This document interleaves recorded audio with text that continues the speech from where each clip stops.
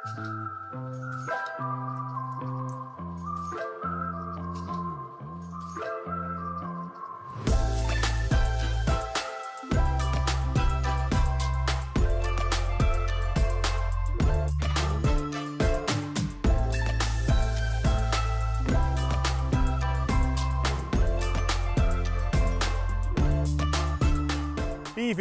a means of getting from A to B powered by electricity, come in all shapes and sizes.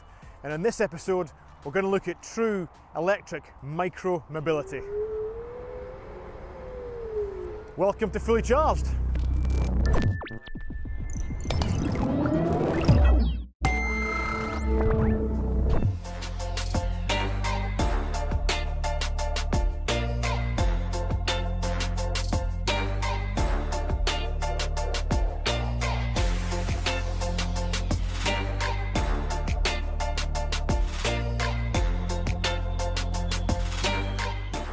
Hafiz, thank you very much for bringing the scooter down. Now, like these have become very popular. Yes. Not only in this country, but especially in the States and Australia and around Europe. Yes.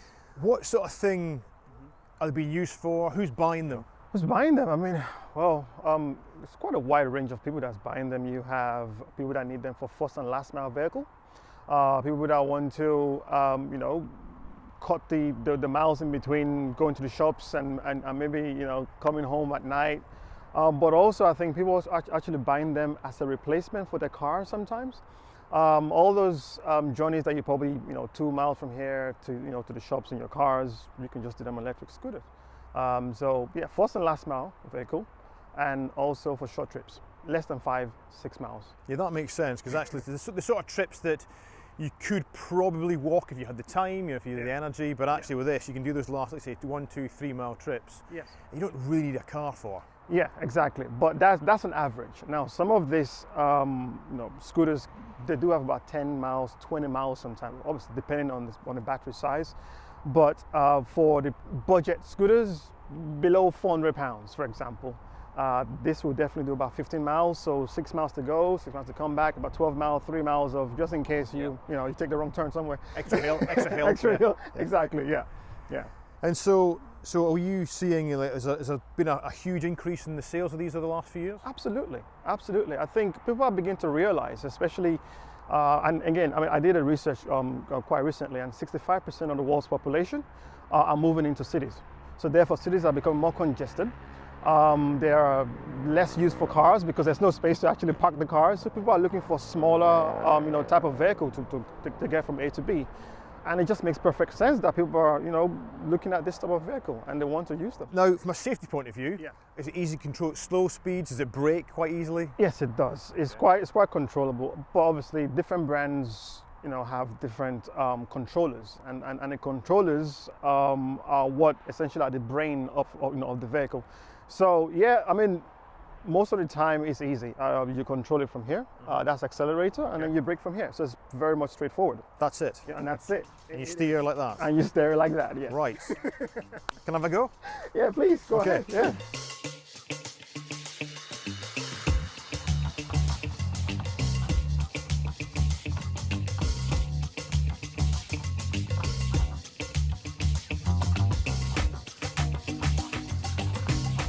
It's incredibly easy to use. I've never used an electric scooter before, or any sort of scooter really, and yet you pick it up first time.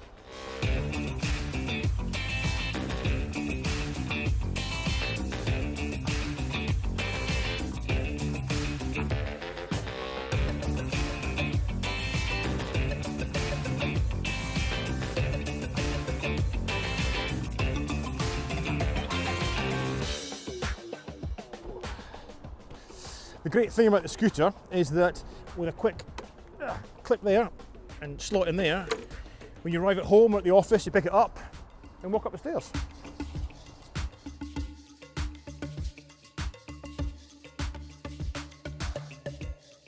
And because you can come downstairs as well, the scooter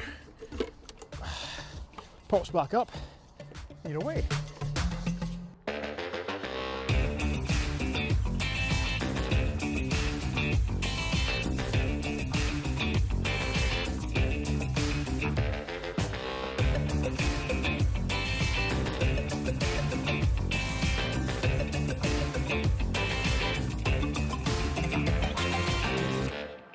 Well, the big plus of this unit is just how easy it is to pick up and ride straight out of the box. It's super, super simple. As far as the other specs concerned, the important ones, it'll do 30 kilometers an hour top speed, or 18 miles an hour. Its range is about 15 miles, depending on how fast and how hard you ride it, and actually how heavy you are as well. That's going to reduce the range as well a little bit. It'll charge about 3 to 4 hours. The charge port is just down here. Plug in with a 3-pin plug. Takes 3 to 4 hours, easy enough.